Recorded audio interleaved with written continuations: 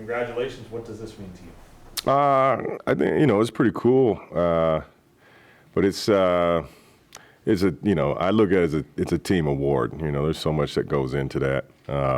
So just really proud and happy, everybody. There's a lot of pretty cool adjectives that are being thrown out today, from trust to admiration to respect to listening to mentoring to teaching.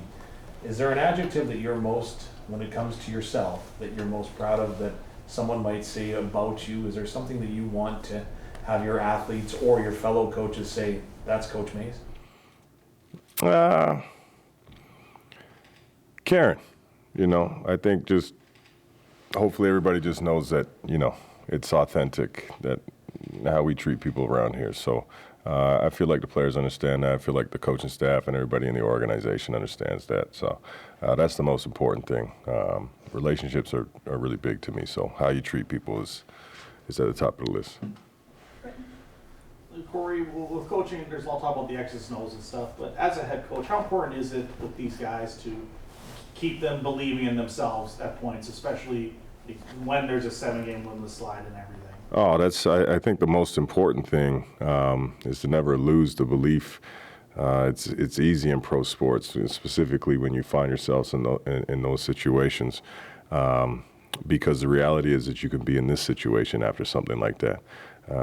And if you lost that, that faith in yourself or your teammates, you don't find yourself in this position. So credit to the guys and continue to believe in what it is that we're trying to accomplish here and what it is that they're trying to accomplish on, in their role to help, push this team forward. So it's paramount in success. You're probably going to be a little biased here, but as a defense guy, you start thinking, like, what's a defensive player got to do to get that MOP nod? Yeah, like I say, I don't know. There's a ton of great players in this league, and the voting was done how it is, but it doesn't take anything away from what Rowe has been able to do, and truthfully, even Beverett, I thought he had a great year as well. So, but yeah, I mean, I don't know, the defense got to get some love at some point in time, but no, the guys that they chose, they're well deserving as well. So. Coach, I'm just wondering, what was your team's response today when the news came out? Yeah, everybody was just happy for everybody, but we got straight to business right after that. We didn't take too long with it. But no, it was a good moment for everybody to share today's news. Yeah. Well, you kind of touched on Rowe there, but just Rowe and Ferland. What's it mean to have the three of you guys kind of in this list here together? Yeah, I think really cool. Just as I talk about those two, just the path that Rowe's had to take from last year to get to where he is now, and has been incredible. Obviously, the season that he's had, and then certainly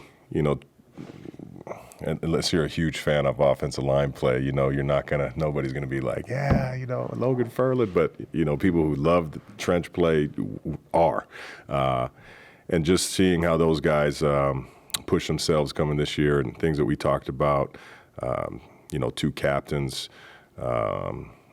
It's incredible, man. I'm so pleased for those guys personally.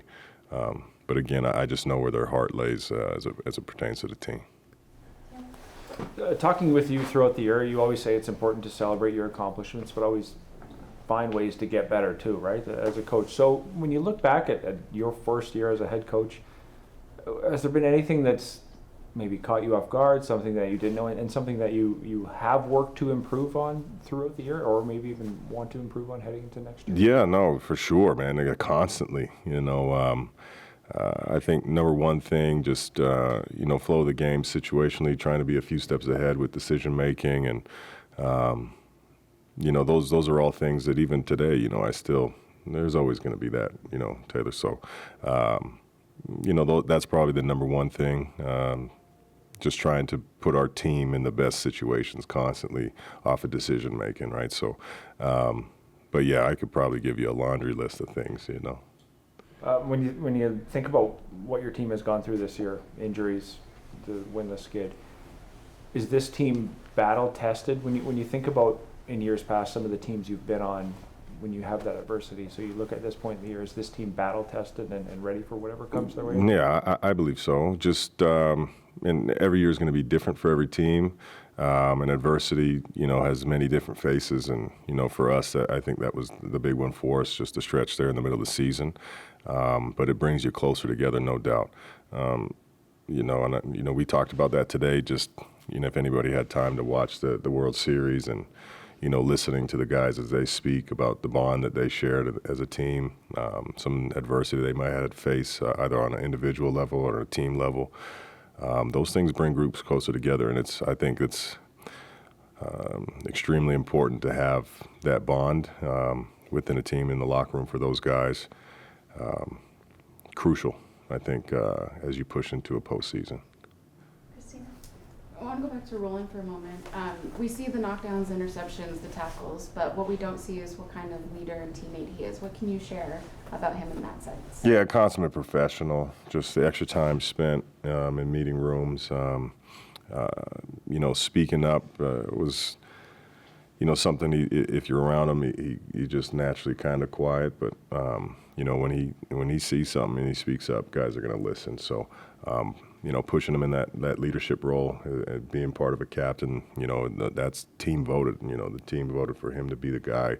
I think anything that he does from a physical standpoint and how he prepares for an opponent or prepares himself for each day, I think you can mimic that and you'll be in great company.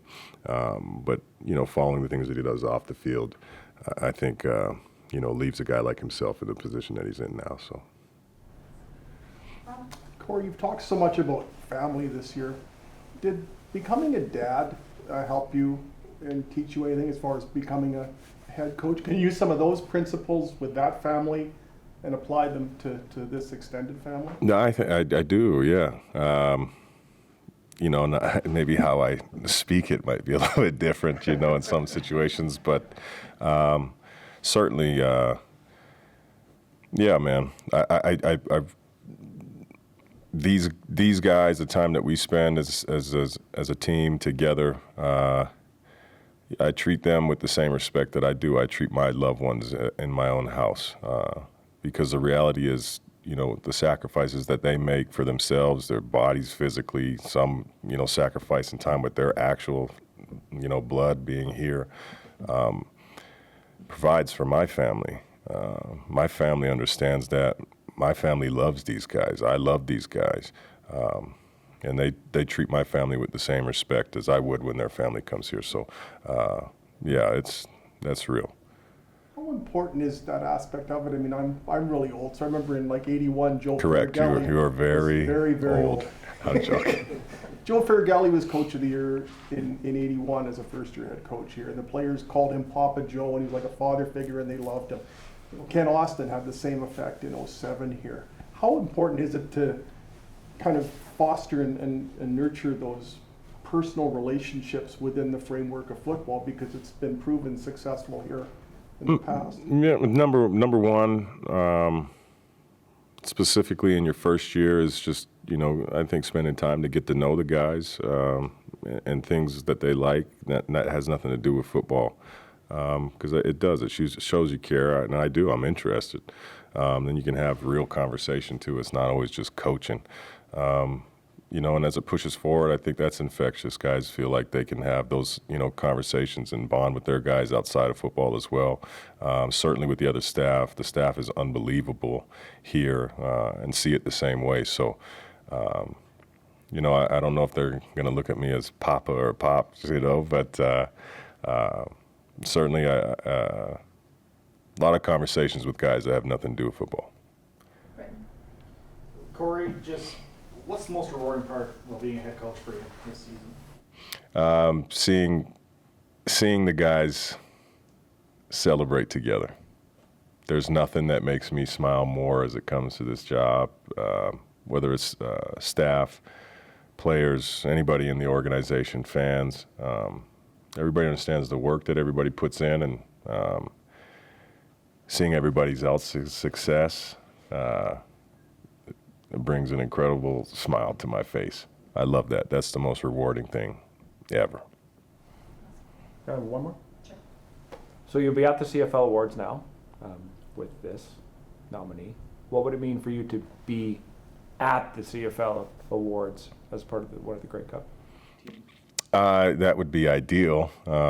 You know, I was lucky enough to go last year just to support some of the guys there, and at the time, Dinwiddie was up for the award, and yeah, it's not so fun when you're not in the actual game. So, you know, we'll focus on week by week, and you know, hopefully that comes to fruition. But you know, yeah, that's the focus.